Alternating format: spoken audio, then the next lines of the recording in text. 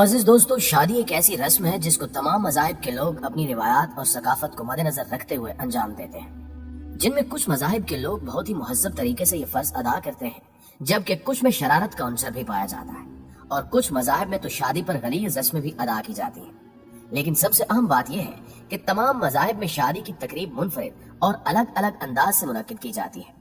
आज की इस वीडियो में हम यहूदी मजहब में शादी के मौके पर होने वाली चंद अजीब रस्मों का जिक्र करेंगे, जिनको सुनकर यकीनन आपके दिल दहल जाएंगे। इसके साथ साथ यहूदी इज़्म में औरतों पर होने वाले जुल्म पर भी तफसीली बहस की जाएगी।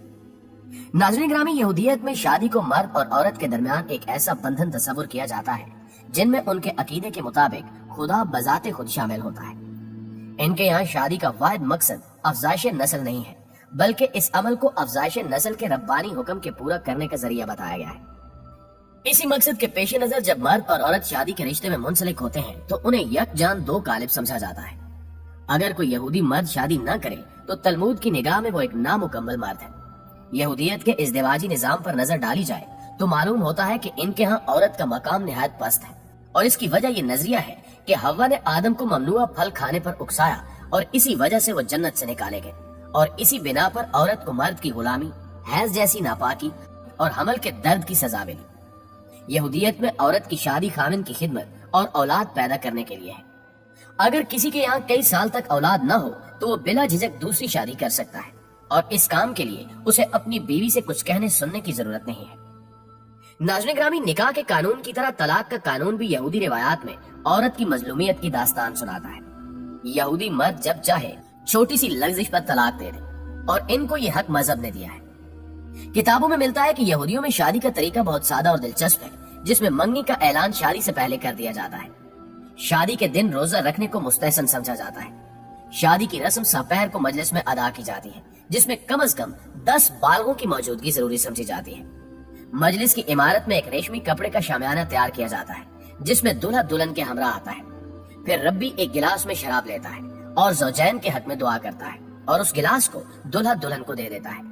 ये लोग शराब चखते हैं और बाज़ औक़ात दूल्हा और दुल्हन ये शराब पी जाते हैं, और अगर दूल्हा और दुल्हन की झूठी शराब बच जाए तो यहूदी अकीदे के मुताबिक ये झूठी शराब उनको पिलाई जाती है, जो या तो शादी करने से डरते हैं या वो नामर्दी की वजह से शादी से दूर भागते हैं। इनके अकीदे के मुताबिक अगर दूल्हा और दुल्हन की झूठी शराब किसी नामर्द को पिला दी जाए तो वो जल्द उस नामर्दी से छुटकारा पा जाता है। फिर दूल्हा दुल्हन की उंगली में अंगूठी पहनाते हुए इब्रानी जुबान में कहता है कि देखो, तुम इस उंगली के जरिए सैयदना मूसा अलैहिस्सलाम और इसराइल की रसूम के मुताबिक मेरे साथ मंसूब हो चुकी हो। फिर शादी के ऐदनामे को आरामी जुबान में रब्बी बा आवाज़ बुलंद पड़ता है। इसके बाद शराब का एक गिलास लेता है और दुआ करके फिर ज़ौजैन को देता है, जिसे वो दोनों चख लेते हैं। यहूदी मजहब में शादी की बहुत ही आम रस्म गिलास तोड़ना है, जिसमें दूल्हा दुल्हन शराब पीने के बाद गिलास को जमीन पर रखते हैं और दूल्हा गिलास को अपने दाएं पांव से तोड़ता है, और सब लोग मजल तू यानी खुशकिस्मत पुकारते हैं। इस गिलास को तोड़ने की वजह यह बयान की जाती है कि यहूदी तारीख में इन पर जो जुल्म ज्यादतियां हुई हैं, उसकी याद में ही गिलास तोड़ा जाता है, ताकि शादी के इस पुरमुसरत मौके पर भी इस जुल्म ज्यादती को याद रखा जाए। बाद यहूदियों के नजदीक इस गिलास को तोड़ने का मकसद ये है कि गिलास के टुकड़े ये बताते हैं कि दूल्हा और दुल्हन कब तक शादी के बंधन में रहेंगे, यानी उनकी शादी कब तक कायम रहेगी। नाज़रीन ग्रामी, यहूदियों में एक और दिलचस्प रस्म अंजाम दी जाती है। इस रस्म में शामियाने में जाने से कबल दूल्हा बारातियों के साथ मिलकर खुशी के गीत गाता है, और दुल्हन जब उस शामियाने में दाखिल होती है तो उसका चेहरा नकाब से ढांपा हुआ होता है। उस शामियाने का मकसद बाज लोगों ने यह बयान किया है कि उससे दूल्हा और दुल्हन पर साया किया जाता है, और बाज लोगों के मुताबिक इसका मकसद ये है कि गवाह अच्छी तरह ज़ौजैन को देख ले। यहूदी शादी में निकाहनामा भी बहुत ही अहमियत का हामिल है। इसके बगैर शादी का तस्वुर भी नहीं किया जा सकता। इस निकाहनामे को यहूदी इस्लाम में कतूबा कहा जाता है। इस निकाहनामे में दूल्हा ये अहद करता है कि वो अपनी बीवी को मेहर देगा जो तलाक या उसके मरने की सूरत में उसके काम आएगा, और वो भी ये अहद करता है कि वो अपनी बीवी को नानो नुफ्ता देगा और उसकी जिस्मानी ख्वाहिशात को भी पूरा करेगा।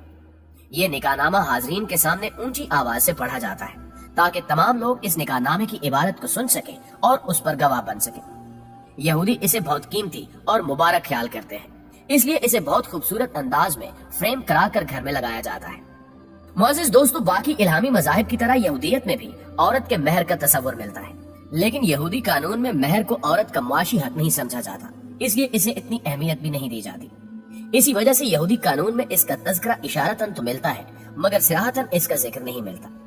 बाइबल में भी इस महर का जिक्र इशारतन मौजूद है, जिसका तर्जमा कुछ यूं है, अगर कोई मर्द किसी कंवारी को जिसकी निस्बत ना हुई हो फिसलाकर उससे मुबाशरत करे तो वो जरूर ही उसे महर देकर उससे ब्याह करे। लेकिन अगर उसका बाप हरगिज राजी ना हो कि उस लड़की को उसे दे तो वो कंवारियों के महर के मुवाफिक उसे नकदी दे।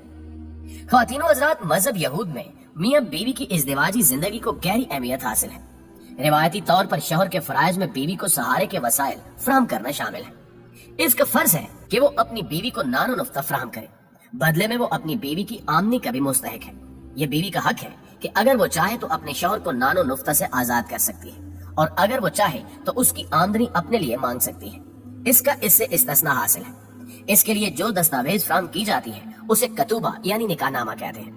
जबकि यहूदियत में इज़्दिवाजी जिंदगी के साथ साथ जिनसी ताल्लुकात को भी बहुत ज्यादा अहमियत हासिल है। खाने और कपड़ों के अलावा अज़दवाजी ताल्लुकात को औरत का बुनियादी हक कहा जाता है। इस फर्ज को इब्रानी जुबान में ओना कहा जाता है। शादी में जिनसी रिश्ता औरत का हक है और मर्द की जिम्मेदारी। अगर दोनों में से कोई भी साथी इस अमल में हिस्सा लेने से इनकार करे तो उसको सरकश समझा जाता है और दूसरा शरीक तलाक के लिए अदालत से रजू कर सकता है। दोस्तों, ये आपको बताते चलें कि यहूदी शरीयत में जब एक औरत की शादी हो गई तो फिर वो दोबारा शादी नहीं कर सकती, या अगर किसी यहूदी औरत को उसके शौहर ने तलाक दे दी तो फिर भी वो दोबारा शादी नहीं कर सकती, और न ही किसी मर्द को उससे शादी करने की इजाजत है। इनकी मुकद्दस किताब में है कि वो किसी फाशा या नापाक औरत से ब्याह न करे और न उस औरत से ब्याह करे जिसे उसके शौहर ने तलाक दी हो। इसी तरह कई और मकामात पर यहूदी मर्द को हुक्म दिया गया है कि वो किसी मुतल्लका औरत से ब्याह न करे बल्कि किसी कंवारी लड़की से ब्याह करे। अगर किसी औरत का शौहर मर जाए तो उसके लिए यहूदी कानून में ही हुक्म रिवाज था कि वो अपने शौहर के भाई से शादी करे, और उससे शादी होने वाला पहला बच्चा भी उसका नहीं बल्कि उसके मरहूम भाई का शुमार होता था। अगर उसके शौहर का भाई शादी करने से इनकार कर देता तो फिर उसे शादी करने पर मजबूर किया जाता, और अगर वो फिर भी न मानता तो फिर उसको उम्र भर जिल्लत का सामना करना पड़ता। नाज़रीन गिरामी, अगर यहूदियत में औरत के मकाम पर नजर डाली जाए तो औरत को इंतहाई पस्त मकाम हासिल है। इस मजहब में औरत को टिश्यू पेपर की तरह इस्तेमाल करके फेंक दिया जाता है। छोटी से छोटी बात पर भी तलाक दे दी जाए तो मर्द को बुरा नहीं समझा जाता, बल्कि औरत को ही गुनाहगार ठहरा कर धुतकार दिया जाता है।